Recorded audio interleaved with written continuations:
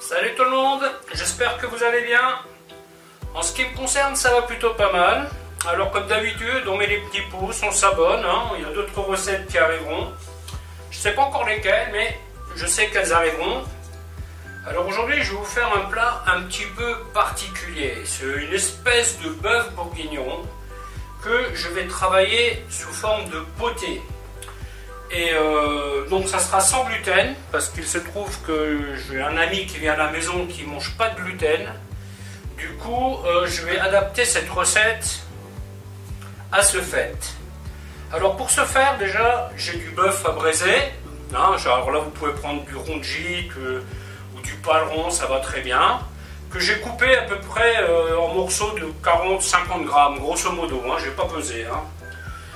Histoire de faire un petit liant naturel, je vais y rajouter du lard fumé. Donc là, bien entendu, on fera attention au sel, hein, parce que le lard est déjà salé. Et ce que je vais faire comme garniture, eh bien, je vais cuire des légumes avec ce truc. Je vais donc y mettre de l'oignon, des carottes, un peu de poivron, donc ça sera style hongroise, des champignons. Là, je vais relever tout ça avec un petit peu de céleri en branche. Et les pommes de terre vont cuire avec. Au niveau épices, je vais y mettre du paprika, des feuilles de laurier, des herbes de Provence, du poivre et des clous de girofle. Et bien sûr, je vais y rajouter aussi de l'ail. Voilà, bah écoutez, bien entendu, bœuf au vin rouge, on met du vin rouge, hein, ça c'est normal. Voilà, bah écoutez, je vais vous montrer comment faire tout ça. A tout de suite. Voilà, donc la première des opérations, c'est bien sûr chauffer la casserole comme d'habitude. Les pommes de terre, je les ai tournées et on va les laisser cuire environ 35 minutes. Il faudra donc composer avec le temps de cuisson de la viande. La viande étant une viande à cuire, je vais partir sur 1h30. Donc ce que je vais faire, je vais tout simplement chronométrer. Je vais faire cuire ma viande donc avec toute la garniture, les aromates. Et 35 minutes avant la fin, je vais y rajouter les pommes de terre. Normalement, ça devrait le faire. Donc là, sur les étapes que nous allons faire, nous allons insister plus que d'habitude. Pourquoi? Parce que quand vous cuisinez sans gluten, vous ne pouvez utiliser aucun produit issu de l'industrie. Ce qui veut dire que aucun fond, aucun bouillon, pas de Maggi, pas de viandox, parce que vous avez du gluten absolument partout. Ça, c'est un peu l'inconvénient. C'est comme le soja. Hein. Le soja, vous en avez partout. Donc maintenant, l'idée, je vais bien faire rissoler cette viande. Comme dit, je n'y mets pas de sel.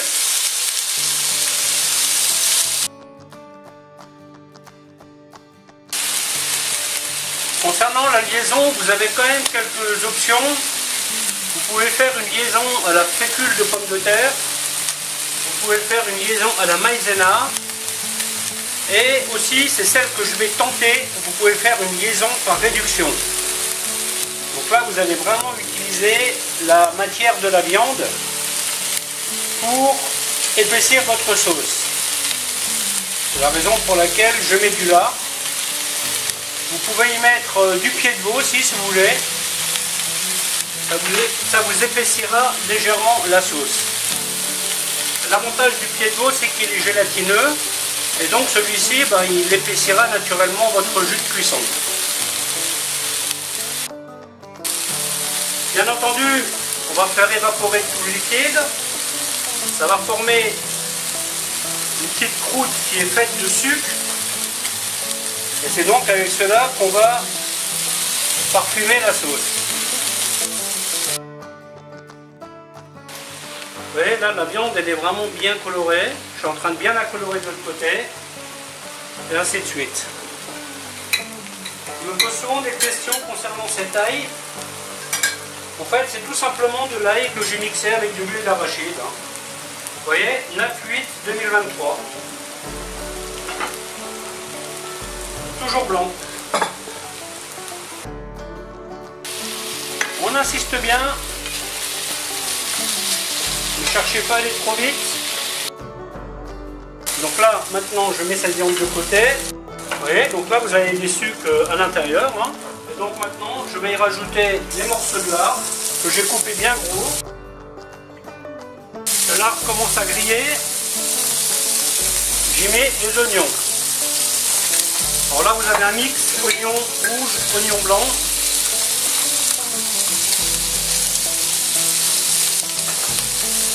Sans raison particulière, hein. C'est juste que c'est les oignons que je devais utiliser.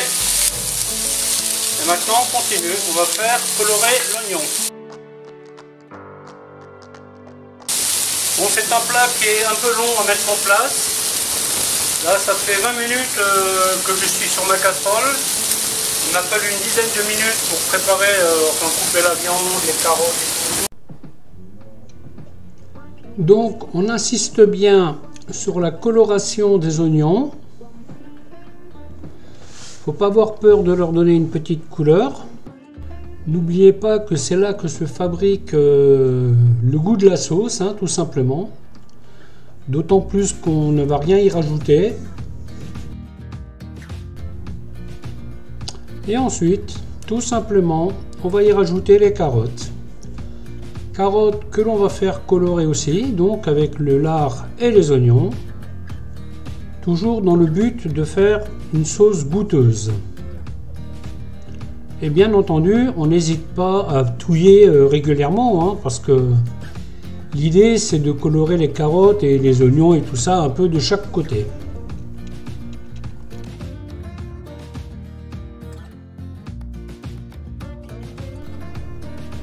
Donc là maintenant je vais y rajouter les épices, les aromates, donc clou de girofle, laurier, du poivre, des herbes de Provence, un peu de piment de Cayenne que vous éviterez de verser, hein, histoire de ne pas en mettre une tonne.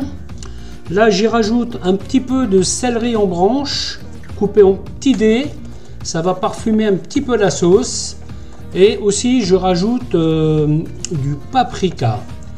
Une fois que j'ai tout mis dedans, ben, je vais tout simplement faire griller un peu les épices, ce qui va augmenter leur parfum.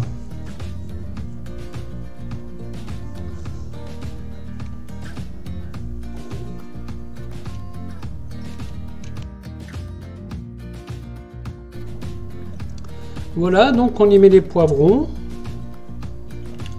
qu'il va falloir bien faire revenir, hein, car comme ce sont des poivrons que j'ai congelés, ils vont rendre beaucoup d'eau. Donc là on va réassécher la poêle.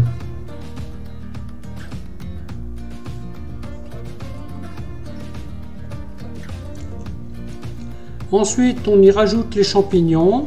Champignons que j'ai épluchés car ils n'étaient pas très beaux. Et pareil, on mélange bien et on fait bien revenir le tout. On y met la viande. Et bien sûr, maintenant on va tout faire revenir. La viande a rendu un peu de jus, donc on va le refaire sécher, histoire d'augmenter les sucres qui sont au fond de la casserole. Donc on mélange bien et puis voilà quoi, on insiste un dernier petit coup. Donc ensuite on y rajoute le vin. Là je vais mettre un demi-litre de vin. Je vais rajouter aussi de l'eau. Alors comme vous pouvez le constater, je ne vais pas mettre trop de liquide, histoire que la sauce soit le plus concentrée possible.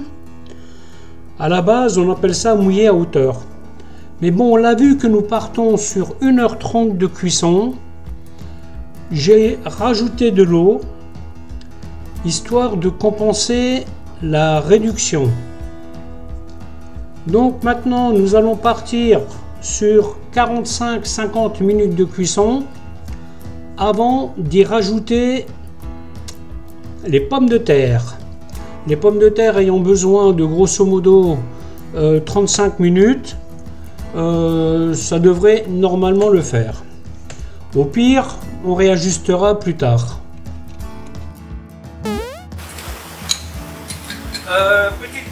Petit détail que j'ai omis, si vous faites la recette conventionnelle, c'est-à-dire où il y a du gluten, eh bien vous mettez de la farine avant de mettre le vin, vous faites cuire légèrement la farine, genre 2-3 minutes, si vous arrivez à y mettre un peu de couleur, c'est bien, et après vous mettez le vin, d'accord? Et donc là il faudra surveiller la cuisson, hein, parce que cuire une sauce déjà liée, voilà, ça a tendance à accrocher, donc il faut vraiment surveiller. Vous faites mijoter ça tranquillement, mais après votre plat sera, la sauce elle sera épaisse comme vous le souhaitez. Ensuite, je vais y mettre l'ail. Donc on attend l'ébullition pour lancer la minuterie. La première cuisson, je vais la faire à couvert.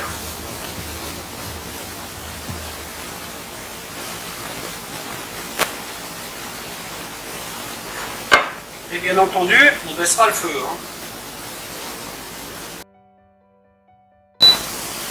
Allez hop, je vous retrouve d'ici 50 minutes. À tout à l'heure.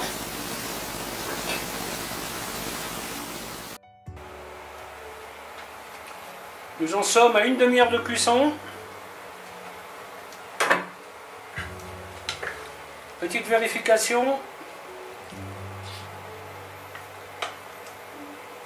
Ça se présente bien, ça réduit tranquillement, donc là pour le moment je vais rester exactement comme je suis parti. Hein. Éventuellement, non, c'est même pas la peine de couper un morceau de viande en deux, on est loin du compte. Hein. En fait ce que je fais en général sur des cuissons de ce style, évidemment je reste pas à côté de la casserole, hein, ben, je mets par tranche de 15 minutes. Je fais des checks toutes les 15 minutes. Mon feu, il est à la bonne puissance, donc ça va, ça risque rien. N'ayant pas de liant dans cette sauce, elle risquera pas d'attacher.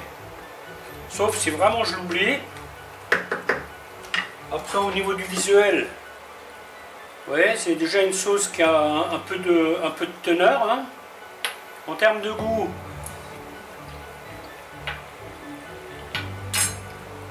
certainement rajouter un peu de sel, mais plus tard. Pour le moment, on ne change rien. A tout de suite.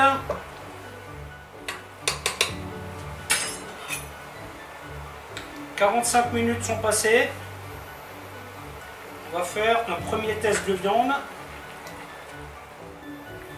Et à ce stade, on estime si les prévisions sont correctes.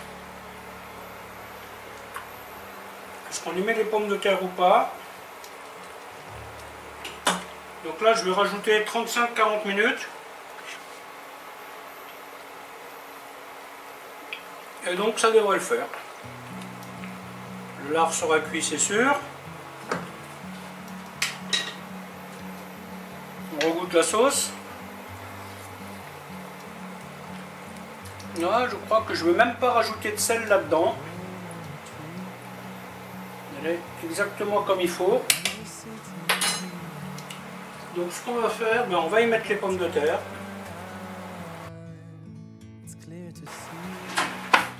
Bien entendu, on fait en sorte qu'elles soient dans le liquide. Hein. Sinon ça ne marche pas. Alors là j'ai pris des pommes de terre à chair ferme. Hein.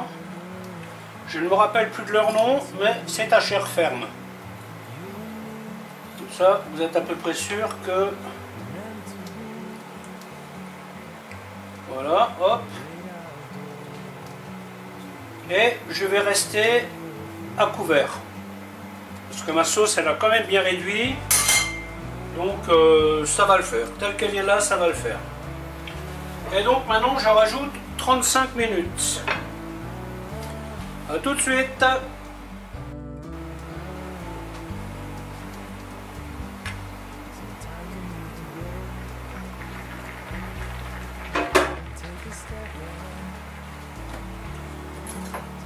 « 15 minutes pour les pommes de terre sont passées.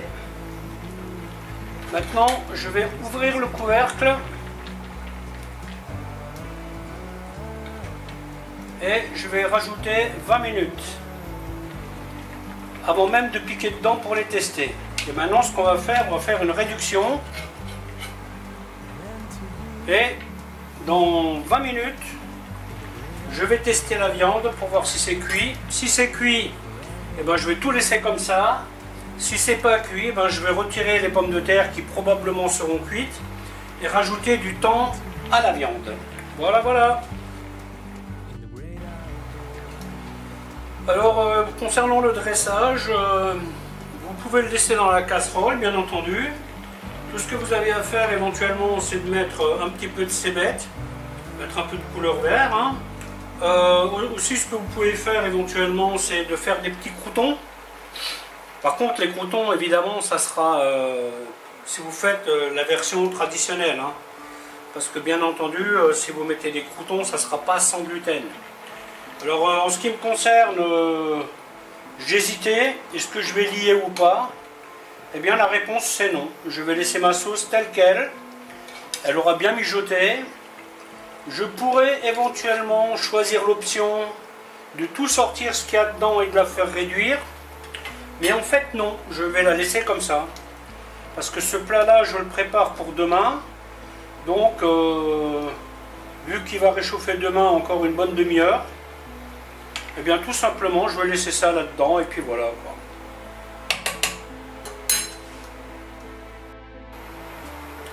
Donc ici nous sommes à 35 minutes de cuisson pour les pommes de terre. Elles sont encore un petit peu fermes. Je vais rajouter 10 minutes de cuisson et il n'y aura aucun problème, elles seront très bien cuites. Alors l'avantage des pommes de terre fermes, c'est qu'elles restent entières. Je vais conclure cette vidéo maintenant parce que ma batterie commence à fatiguer, donc pas la peine d'en sortir une nouvelle pour les quelques secondes qui restent à filmer. Bien entendu, la viande, je l'ai goûtée, elle est cuite. Le sel, je n'en ai pas rajouté parce que tout simplement, c'est inutile. Comme je vous ai dit, la consistance de la sauce, ben, elle va rester comme ça. Siropeuse un peu, mais pas plus, vous voyez. Je pourrais, si je voulais, y rajouter de la maïzena ou de la fécule de pommes de terre. Donc si vous faites ça, vous prenez une petite cuillère à café, pas plus. Vous diluez dans 3 cuillères à café d'eau et vous versez ça dedans en remuant. Et votre liaison sera prête. Si vous faites le choix de faire la recette traditionnelle avec une liaison farine, donc la farine, vous la mettez, une fois que vous avez bien rissolé le tout, vous y mettez la farine, vous insistez un petit peu pour qu'elle colore légèrement, et ensuite vous y mettez votre vin. Et bien entendu, comme déjà dit, vous ferez très attention à la cuisson, cuisson à petit feu, histoire que cela n'accroche pas. Alors vous avez des gens qui font ce qu'on appelle un blanc, qui mélangent de la farine avec de l'eau froide en fin de cuisson et qui versent dedans. Personnellement, je n'aime pas trop cette façon de faire. Je préfère quand le tout cuit ensemble, quitte à rallonger le temps de cuisson mais beaucoup plus bas. En général, je préfère ça. Vous voyez, parce que la farine, c'est quand même bien quand c'est cuit. Tout s'imprègne, tout s'imbibe. Donc voilà, donc sachez que l'option liaison au dernier moment avec un blanc, farine plus eau froide battue, ça marche aussi. Voilà. Ok, ben j'espère que cette vidéo vous aura plu et puis à bientôt pour une autre recette.